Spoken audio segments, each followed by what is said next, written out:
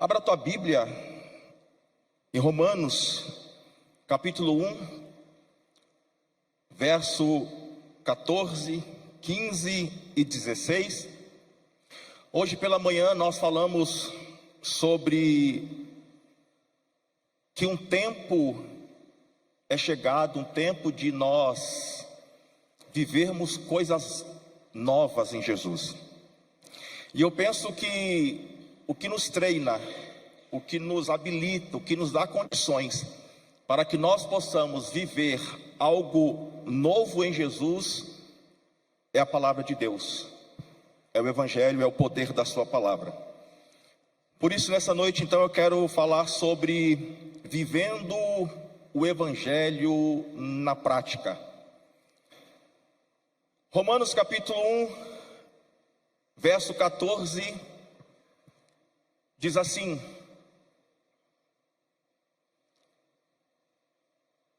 eu sou devedor tanto a gregos como a bárbaros, tanto a sábios como a ignorantes. E sim, quanto está em mim, estou pronto para também vos anunciar o Evangelho, a vós que estáis em Roma. Porque não me envergonho do Evangelho de Cristo, pois é o poder de Deus para a salvação de todo aquele que crê, primeiro do judeu e também do grego. Todos podem ler o verso 16? 1, 2, 3.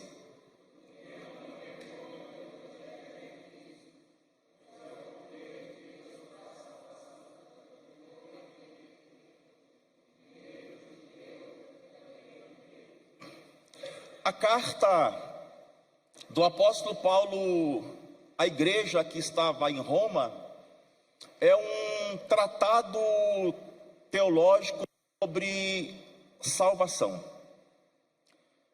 Só que também o Paulo, quando ele escreve a carta para os irmãos que estavam em Roma, o Paulo também, nesta carta, o Paulo vai fazer uma defesa pessoal. Paulo vai fazer uma apresentação pessoal para aqueles irmãos que estavam em Roma.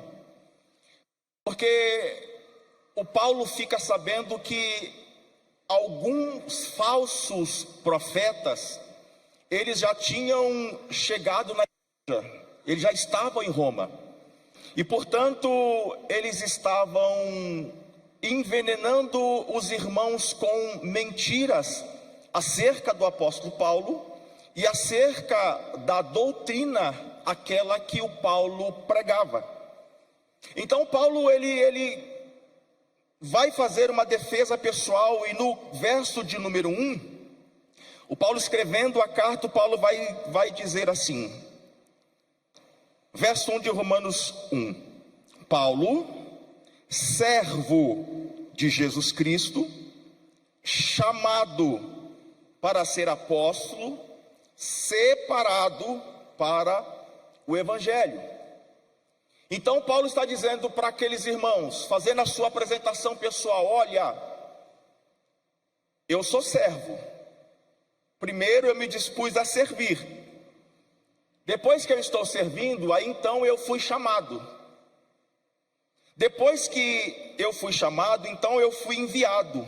Eu fui separado por Deus para pregar o Evangelho. Porque o Paulo sabe que muitos dos irmãos que estavam em Roma, eles já estavam enveredados pelas mentiras que eles estavam ouvindo dos falsos profetas. No verso de número 14, esse que por hora nós acabamos de ler, o Paulo ele se sentia um devedor do Evangelho. Talvez pelo fato do seu estilo de vida antes da sua conversão, porque antes da conversão do Paulo é sabido de todos que o Paulo ele era um perseguidor da igreja. O Paulo era alguém que assolava a igreja. E o Paulo sabia que não eram as suas credenciais que foram suficientes para que ele pudesse experimentar uma transformação. O Paulo se sentia devedor do evangelho porque o Paulo sabe que não é pelo fato dele ter nascido na tribo de Benjamim, ser treinado, ser ensinado aos pés de Gamaliel, um dos sábios, um dos homens mais sábios daqueles dias. Paulo sabe que tudo isso não foi suficiente para que o Paulo pudesse ter a sua vida transformada. O Paulo se sente um devedor do evangelho, porque ele sabe que o que mudou a sua vida foi o poder do evangelho, foi o poder da palavra de Deus. O verso de número 15, Paulo está dizendo: eu estou pronto para pregar o evangelho. Apesar das adversidades, apesar das perseguições, das oposições que aquele Paulo ele já tinha experimentado na sua vida, porque se você for fazer uma leitura minuciosa, uma leitura profunda da vida do apóstolo Paulo, nós vamos perceber que o cárcere era quase a sua casa. Por quê? Porque vira e mexe o Paulo estava preso por causa da pregação do evangelho, por causa da pregação da palavra de Deus. Por que que o Paulo dizia que ele estava pronto para pregar o evangelho, pronto para pregar a palavra de Deus? Porque o Paulo entendia que o evangelho não era apenas uma filosofia ou uma ideologia. O Paulo entendia que o evangelho era a própria manifestação de Deus para salvação. O Paulo entendia que esta salvação não era exclusividade para alguns, não era exclusividade para um grupo. O Paulo entendia que esta salvação era universal, que esta salvação poderia alcançar todas as pessoas, e esta salvação não escolhe o evangelho que o Paulo acreditava e cria. Este evangelho, ele não coloca limite éticos nem culturais para que o evangelho possa alcançar as pessoas. A palavra de Deus diz que o Filho do Homem veio buscar e salvar quem, gente? Quem estava perdido. Ou seja, Jesus veio buscar todos os que estavam perdidos. Alguém aqui nessa noite que estava perdido e foi encontrado por Jesus? Tem 3 ali, 2 ali. Olha lá, apareceu lá atrás também, glória a Deus, aleluia. Nós fomos, aí também foi, meu Deus, que bênção, glória a Deus, fomos encontrados por Jesus, porque nós estávamos perdidos. No verso 16, o Paulo vai dizer assim: eu não me envergonho do evangelho. Alguém aqui que não se envergonha do evangelho? Então diga: eu não me envergonho do evangelho.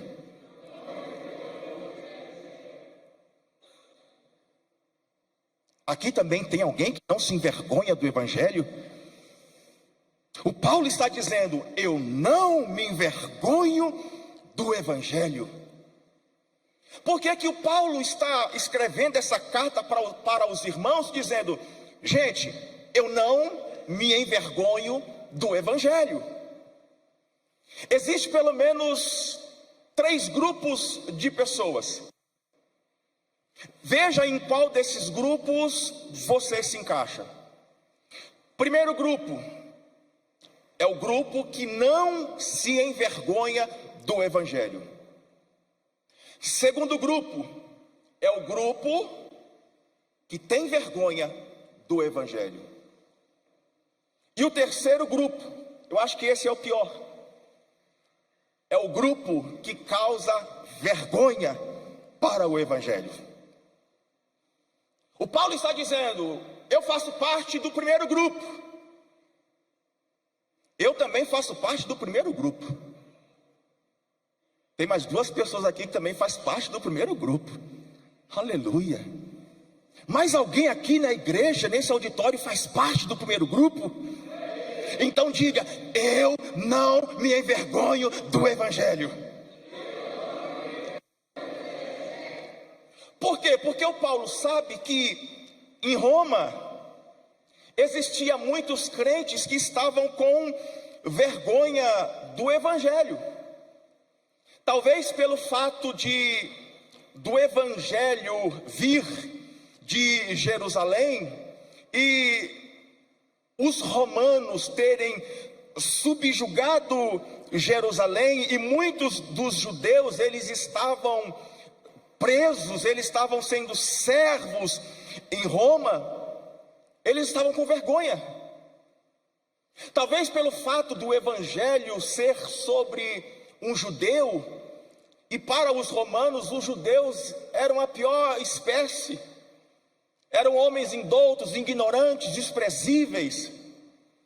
Talvez os irmãos, eles estavam com vergonha do evangelho, talvez porque o evangelho falava de um judeu que foi morto, e a sua morte foi morte de cruz. E para os romanos, a pior condenação, a pior morte que existia era a morte de cruz. Naqueles dias, quem morria na cruz era alguém considerado um terrorista. Só os piores morriam na cruz, e muitos dos cristãos estavam com vergonha de anunciar o evangelho. Só que quando Paulo diz: eu não me envergonho do evangelho, o Paulo estava ciente que quando ele fosse para Roma anunciar o evangelho, o Paulo poderia ser açoitado, o Paulo poderia ser preso. Só que o Paulo não está preocupado com isto. Quando Paulo se declara que não se envergonha do evangelho, Paulo estava rejeitando a vergonha social. O Paulo estava rejeitando a ameaça que havia sobre a sua vida. Porque não existe coisa pior do que um cristão, e eu chamo ele do cristão 007. Já viu esse cristão? O cristão 007? Tem 3 anos que ele trabalha lá na empresa, mas ninguém sabe que ele é cristão.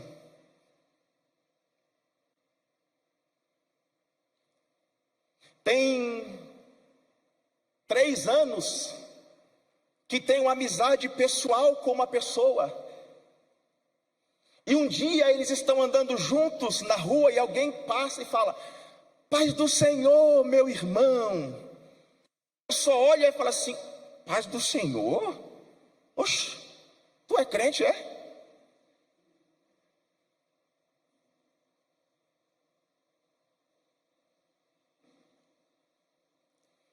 O Paulo, ele entendia que para alguns a pregação do evangelho era loucura para aqueles que perecem. 1 Coríntios capítulo de número 1 e verso 18. Para muitos a pregação era loucura. Porém, o Paulo estava convencido que o mesmo poder que os irmãos de Corinto, o mesmo poder que os irmãos de Éfeso, o mesmo poder que os irmãos de Filipe experimentaram com a pregação do Evangelho, era o mesmo poder que os irmãos de Roma também deveriam experimentar. O Paulo está convencido, e quando você lê primeiro capítulo completo, você vai perceber que o Paulo vai escrever: por várias vezes eu quis estar convosco, por muitas vezes eu quis estar aí, só que eu fui impedido, eu não consegui estar com vocês. O Paulo entendia que aonde o Evangelho chega, cadeias são quebradas. O Paulo entendia que aonde o Evangelho chega, pessoas são libertas. O Paulo entendia que aonde o Evangelho chega, existe uma transformação social e cultural no meio das pessoas. Agora, a pergunta que nós precisamos fazer e entender nessa noite, olhando para a vida do Paulo, é a seguinte: por que o Paulo não tinha motivos para se envergonhar do Evangelho? Por que o Paulo não tinha nenhum motivo? E ele deixa isso bem claro no verso 16, para ter vergonha do Evangelho. Número 1, o Paulo não tem vergonha do Evangelho, porque a palavra diz, no verso 16, que o Evangelho era de Cristo. O Evangelho que o Paulo não se envergonhava, não era o Evangelho segundo o Allan Kardec. O Paulo não se envergonhava, porque o Evangelho que ele acreditava não era o Evangelho segundo o Espiritismo. O Paulo não se envergonhava porque o Evangelho era de Cristo. O Cristo é a ideia central do Evangelho. O Cristo é a essência do Evangelho. O Cristo é o começo, o Cristo é o meio e o Cristo é o final do Evangelho.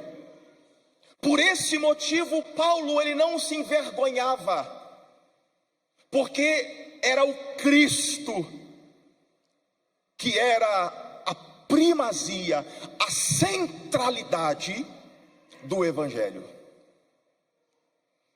Existem inúmeros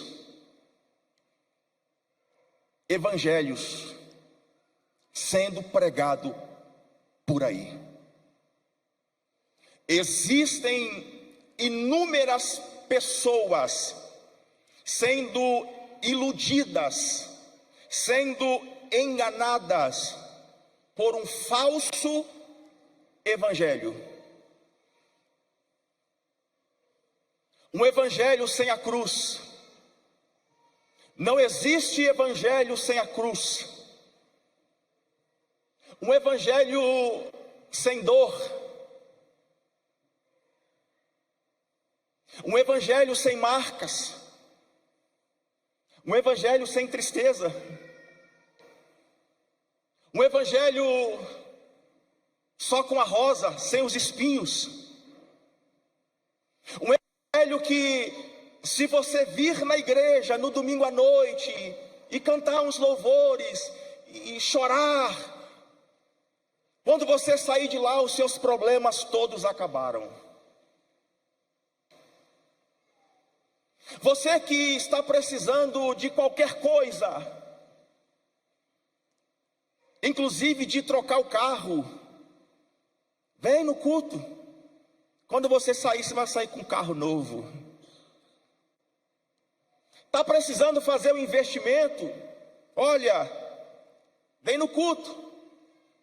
Coloca 1.000 aqui, que no outro dia vai ter 10.000 na sua conta. Isso é um falso evangelho. É um evangelho mentiroso.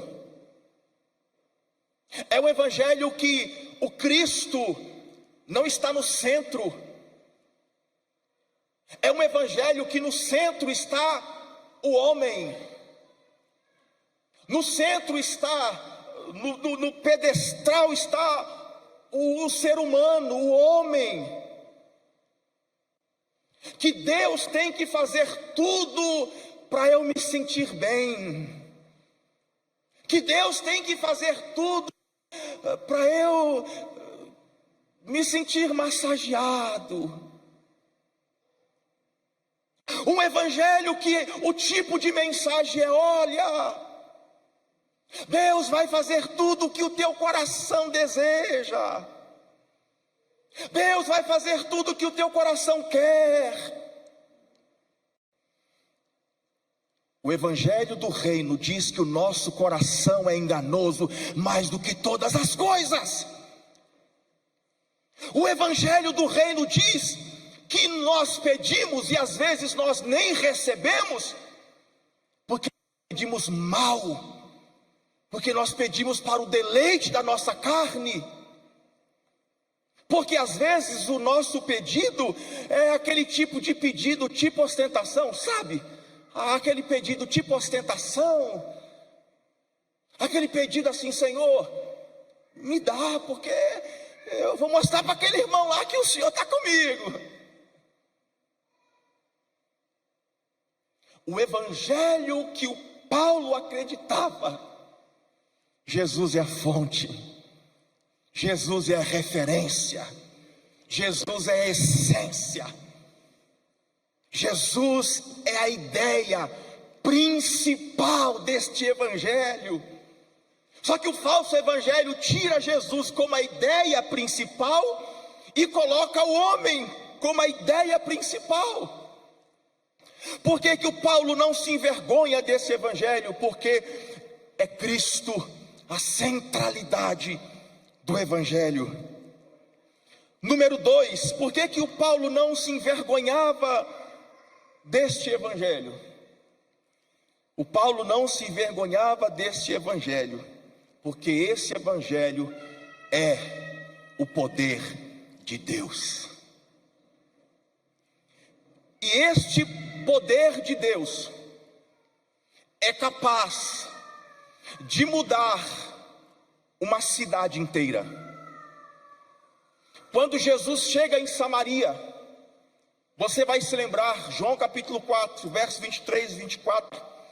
Jesus vai se deparar com uma mulher.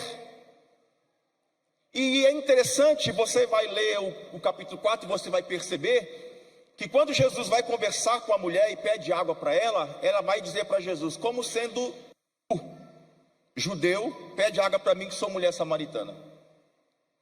Mais um pouquinho de conversa, Jesus oferece água para ela. Agora ela já não trata Jesus mais como sendo tu. Agora ela olha para Jesus e diz: Senhor. Quando Jesus dá água para a mulher, e Jesus vai confrontar a vida que ela levava, ela vai olhar para Jesus e vai falar: eu vejo que tu és profeta. Aquela mulher volta para Samaria.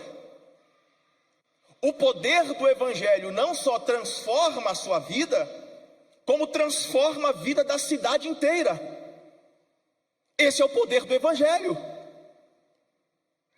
Ela volta e diz: gente, tem um homem, conheci um homem, e esse homem falou da minha vida, vocês precisam conhecer esse homem.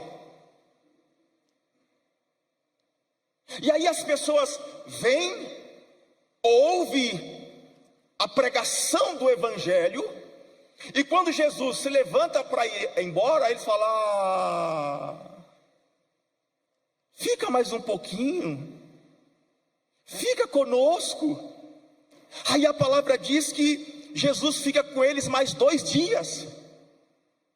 Antes de Jesus ir embora, eles estão falando para Jesus assim: Senhor, nós acreditamos não é só pelo que nós ouvíamos, nós acreditamos agora porque nós ouvimos do Senhor.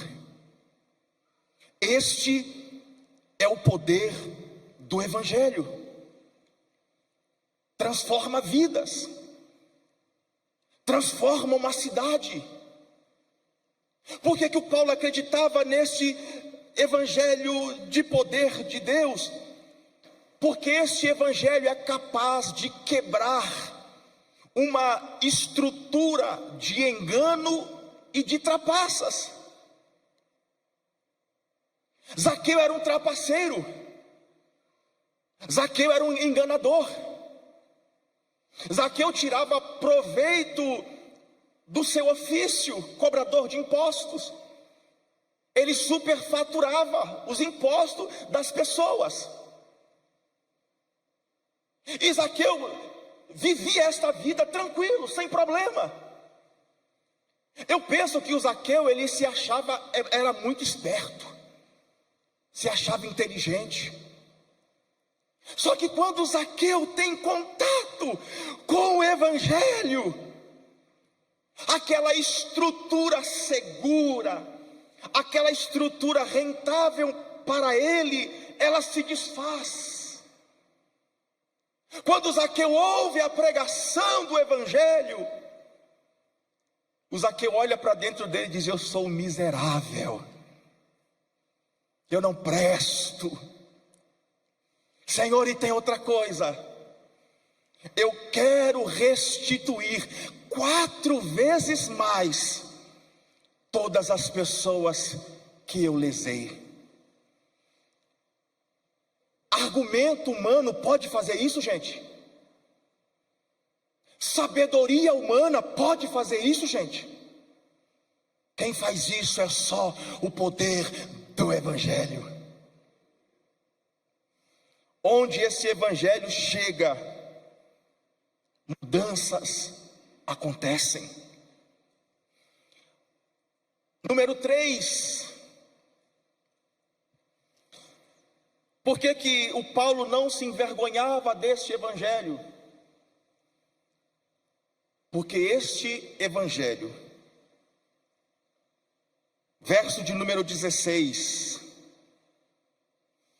porque não me envergonho do Evangelho, pois é poder de Deus para a salvação de todo aquele que crê, primeiro do judeu e também do grego.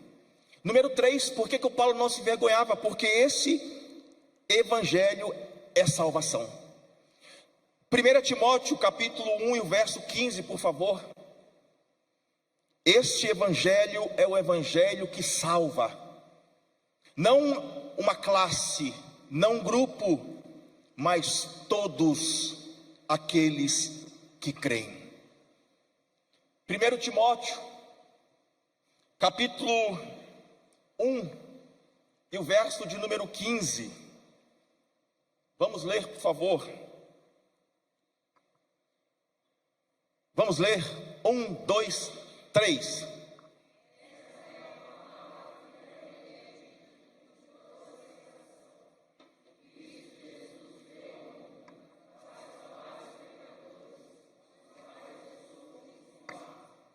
Eu concordo com Paulo. Edmilson também concorda. Cristo veio ao mundo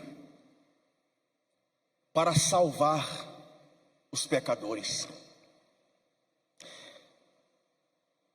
Eu me lembro, há uns 18 anos atrás, eu estava separado de Jesus. Eu tinha 3 anos de casamento, mas vivia uma vida desregrada, totalmente, envolvido com tudo que não presta.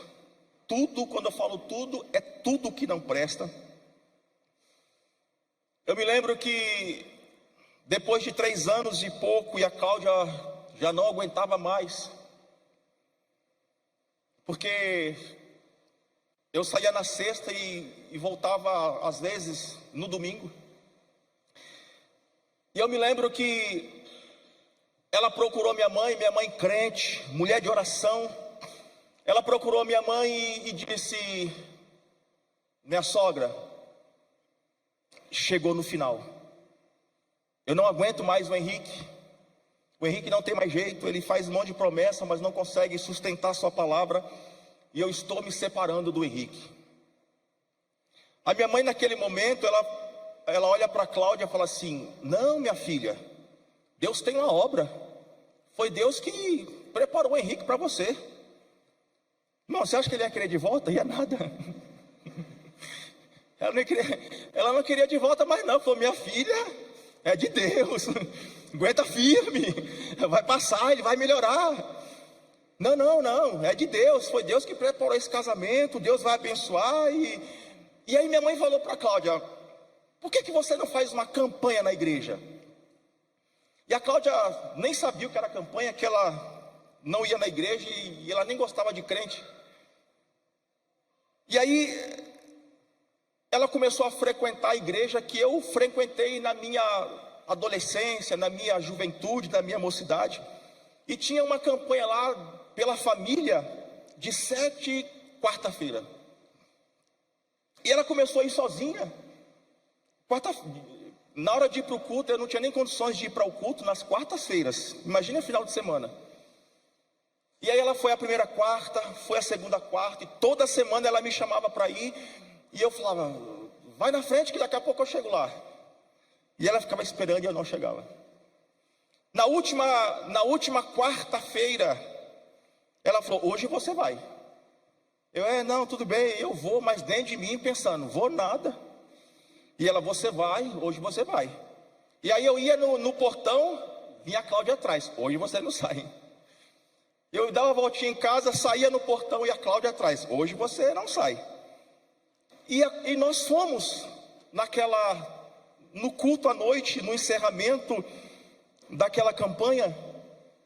E eu lembro que quando eu cheguei lá, eu reencontrei os adolescentes que cantavam comigo, e os jovens, enfim. E naquele tempo a gente cantava: por toda a minha vida. Já ouviu? Ó Senhor, te louvarei. Irmãos, quando eu cheguei, eu gostava desse louvor. E quando eu cheguei, os jovens começaram a cantar esse louvor. E aí eu comecei a ouvir o louvor, e daqui a pouco o coração começou a bater mais forte. Os olhos começaram a encher de lágrimas. E aí naquele momento eu falei: opa! Não. Eu preciso me fechar. Porque se eu me abrir aqui, o Espírito Santo me pega.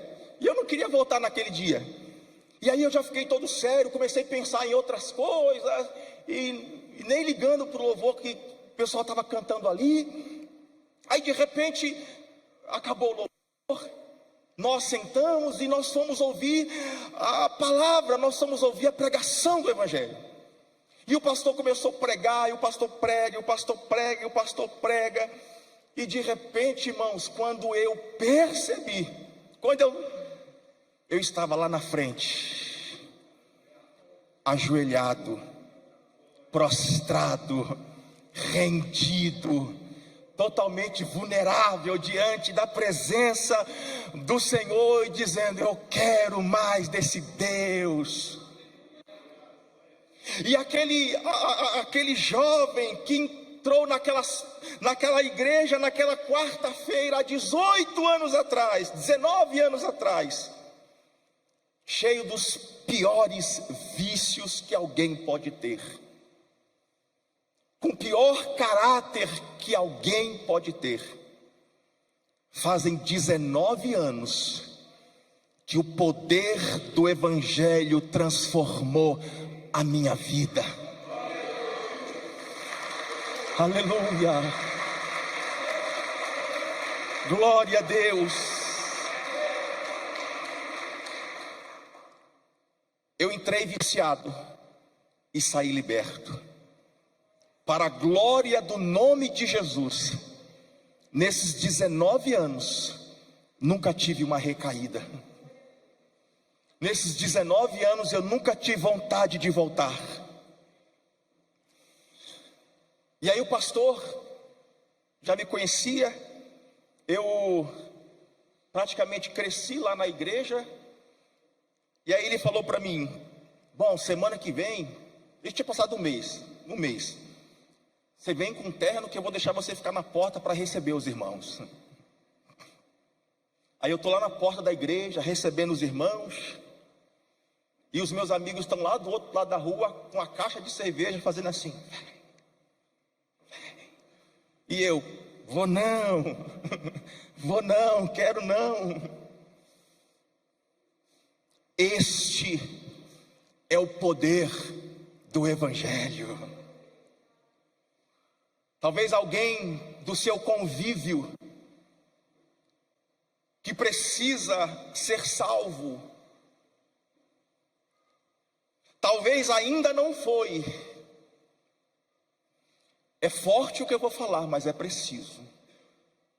Talvez ainda não foi, porque nós estamos usando mais o argumento do que o Evangelho. O que transforma não são os argumentos. O que transforma não é a imposição. O que transforma, o que salva, o que liberta, é o poder do Evangelho. A segunda pergunta que eu quero fazer nessa noite: por que eu devo pregar este Evangelho?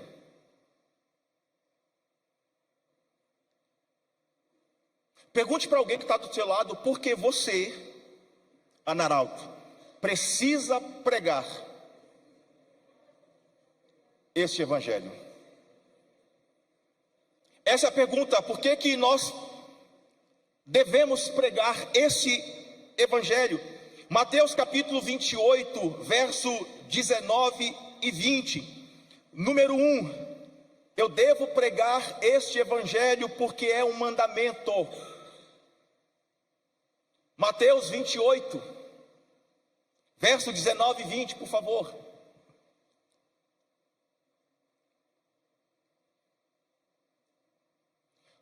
Portanto, ide, ensinai todas as nações, batizando em nome do Pai e do Filho e do Espírito Santo.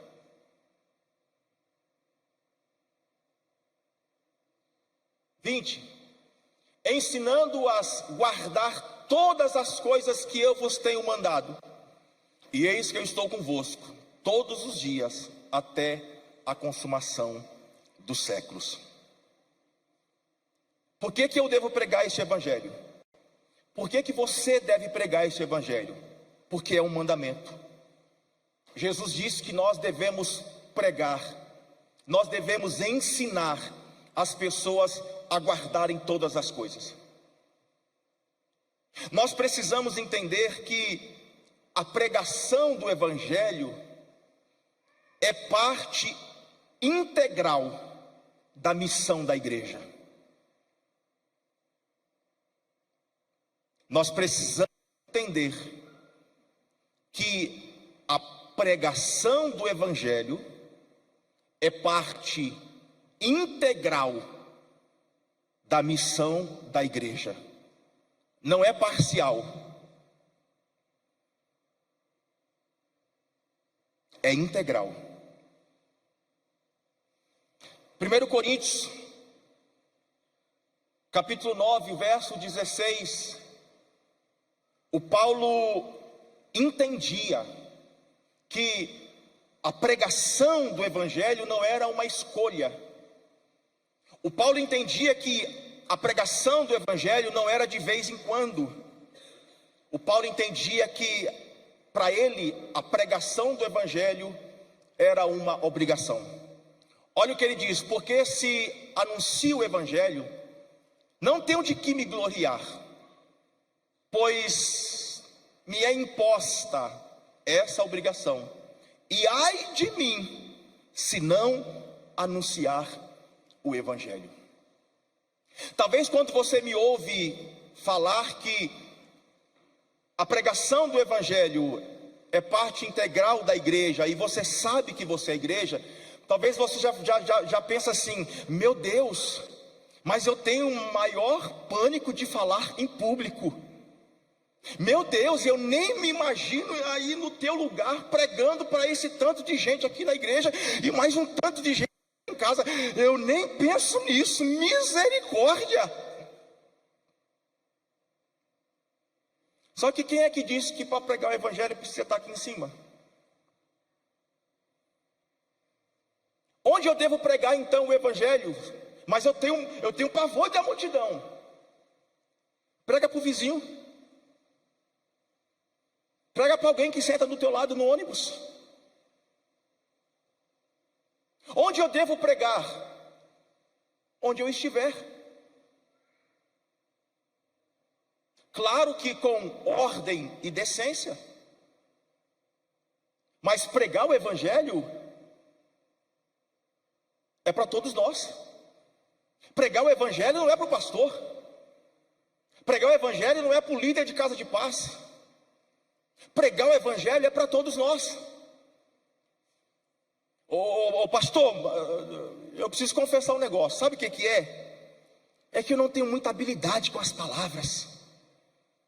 Pastor, sabe o que é? É que eu tenho medo assim de me perder, né? Em algum trecho da Bíblia e trocar, né? E falar que foi Davi que abriu o mar vermelho, aí vai ficar ruim para mim. Gente, deixa eu te falar uma coisa. Prega. Se preciso for, abre a sua boca. Prega o evangelho. Se for necessário, aí você fala alguma coisa. Pastor, não entendi esse negócio aí não. Prega com a tua vida. Prega com o teu estilo de vida. Prega com a maneira que você conversa com as pessoas. Prega com a maneira que você recebe as pessoas. Prega na maneira de quando alguém te ofende,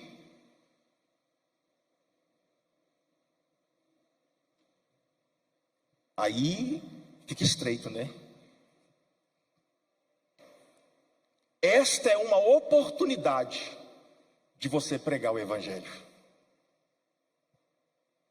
Provérbios capítulo 15 diz que a resposta branda desvia o furor. Nós precisamos ser a carta viva.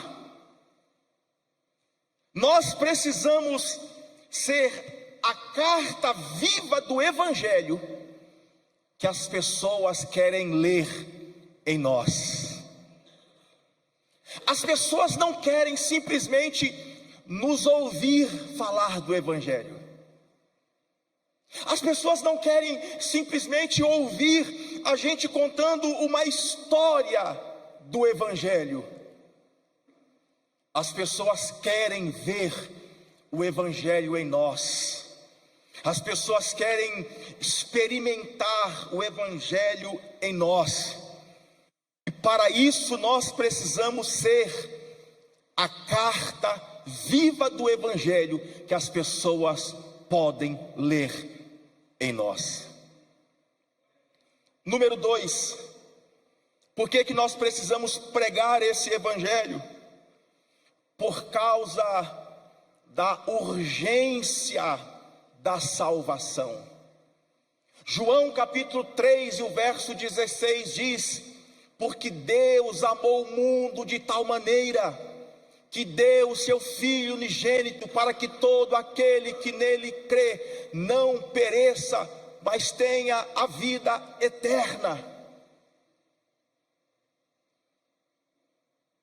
Jesus foi para a cruz para que todos fossem salvos, para que ninguém se perdesse. Só que, como estas pessoas vão crer, se não há quem pregue? Romanos capítulo 10, verso 14. Como é que estas pessoas, elas vão ter o entendimento do plano de salvação, se não há quem pregue?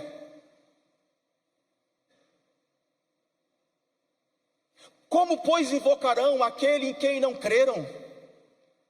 E como crerão naquele de quem não se ouviram? E como ouvirão se não há quem pregue?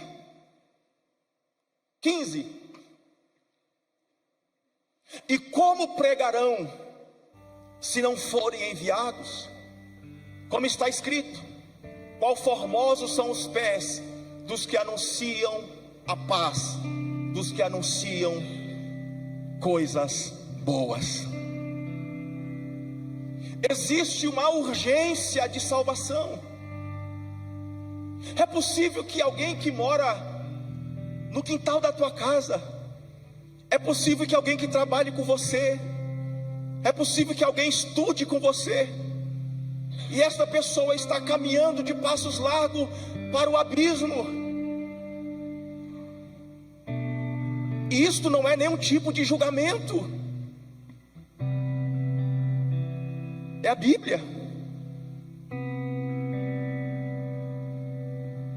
E como nós, salvos, eleitos na pessoa de Jesus, não vamos anunciar esse evangelho?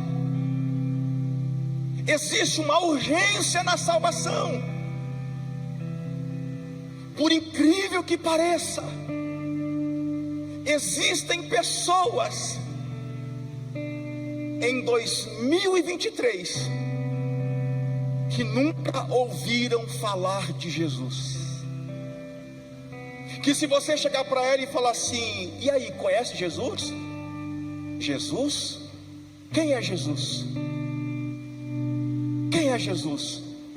Não conheço Jesus. Existe uma urgência na salvação. Existe uma urgência que estas pessoas, elas têm um contato com a pregação do evangelho. Existem outras pessoas que elas já até ouviram falar de Jesus, mas elas ainda não compreenderam o plano da salvação, a morte vicária e expiatória de Jesus na cruz do Calvário, para que ela pudesse ter uma nova chance. Existe uma urgência. Existe uma urgência. Existe urgência de nós, como igreja, nos levantarmos nesses dias. Se cada um de nós assumirmos um compromisso de amanhã falarmos do evangelho para uma pessoa, cada um de nós, quantas pessoas amanhã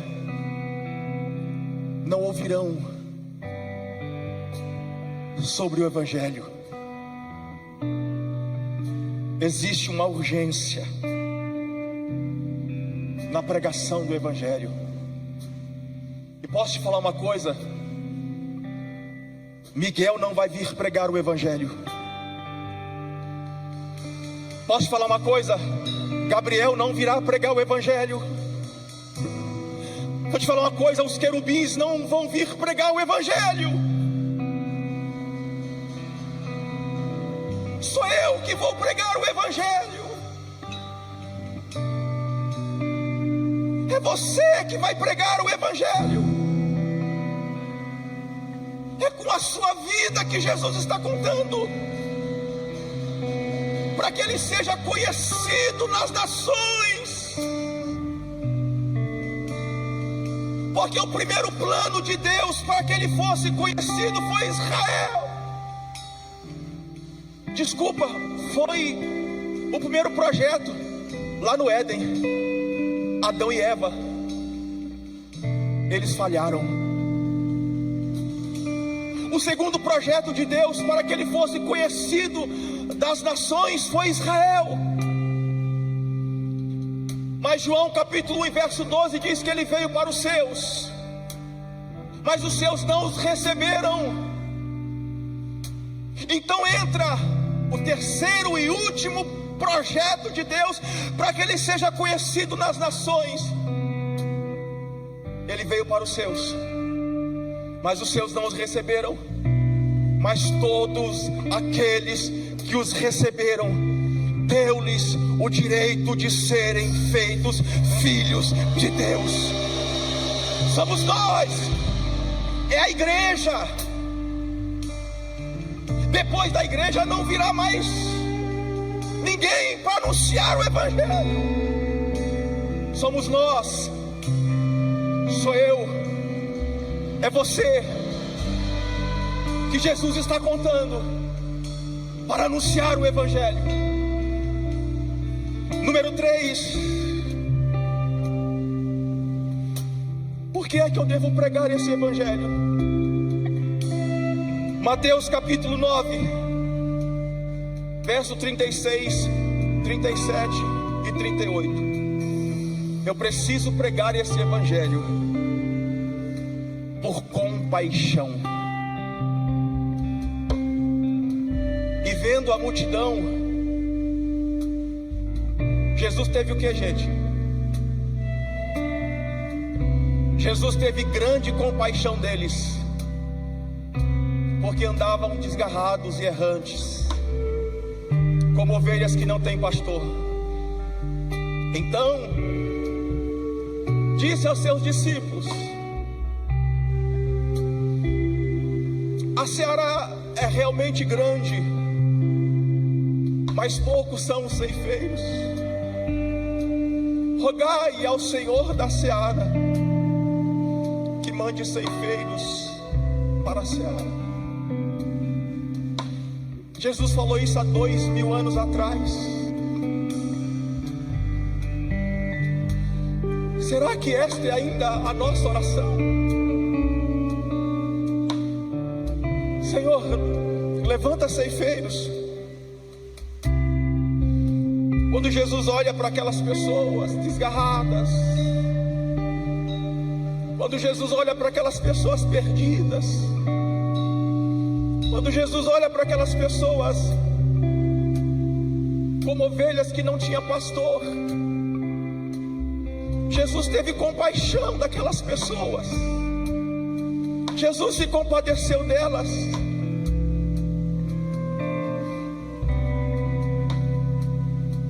E aí às vezes nós estamos assistindo o noticiário, às vezes nós olhamos para a situação da Cracolândia e num primeiro momento, quando nós olhamos aqueles rapazes, aqueles homens quebrando o vidro do carro, pegando o celular, saindo correndo, num primeiro momento nosso coração se enche de uma revolta, nosso coração se enche de um senso de justiça.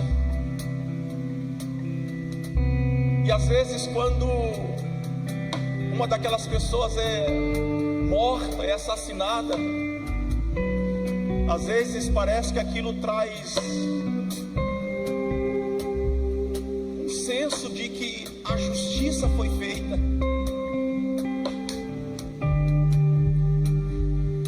Só que na verdade, o nosso olhar para estas pessoas tem que ser um olhar de compaixão.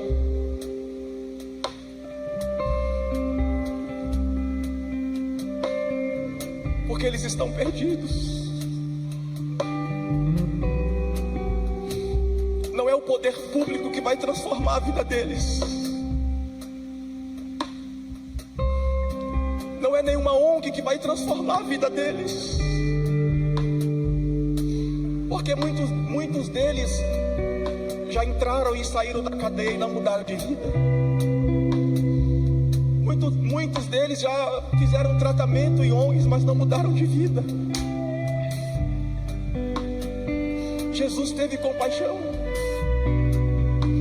O que pode mudar a vida deles é o Evangelho, é a palavra, somente a palavra, somente o Evangelho pode entrar no coração daqueles homens e transformar de fato a vida deles. Por isso é que eu preciso pregar o Evangelho. É por isso que o meu olhar, por favor, fique de pé. É por isso que o meu olhar precisa ser um olhar de compaixão. Porque eu tenho certeza que se Jesus naqueles dias estivesse olhando para estas pessoas, o olhar de Jesus não seria de acusação. O olhar de Jesus seria um olhar de compaixão. Porque eu devo pregar esse Evangelho, porque esse Evangelho é um mandamento de Deus. Porque eu preciso pregar esse Evangelho, porque existe urgência na salvação. E número 3, porque eu preciso pregar esse Evangelho por compaixão.